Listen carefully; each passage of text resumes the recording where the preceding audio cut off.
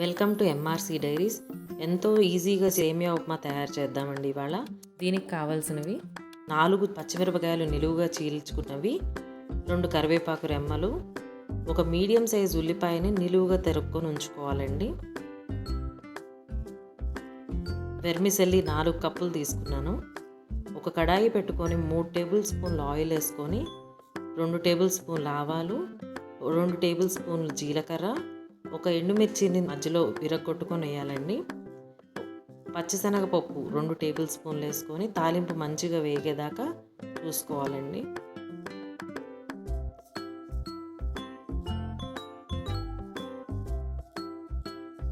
వేగిన తాలింపులో తరుక్కున్న ఉల్లిపాయలు, పచ్చిమిరపకాయలు, కరివేపాకు వేసుకొని మూత పెట్టి మగ్గబెట్టుకోవాలండి. ఉల్లిపాయలు వేగాల్సిన పని లేదండి, లైట్గా మగ్గితే చాలు.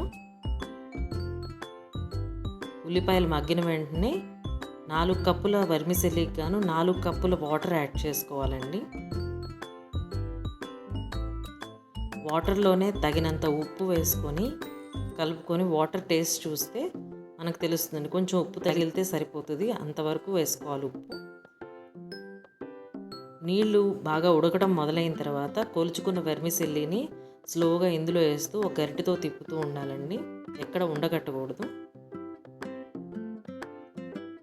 మొత్తం కలుపుకున్న తర్వాత మీడియం ఫ్లేమ్లో పెట్టుకొని మూత పెట్టుకొని ఒక 5 మినిట్స్ మగ్గబెడితే వాటర్ అంతా ఇవాపరేట్ అయిపోతుందండి, పొడి పొడిగా వస్తుంది.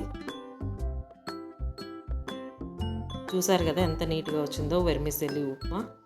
మీరు కూడా తయారు చేసి ఎలా ఉందో కామెంట్ చేయండి.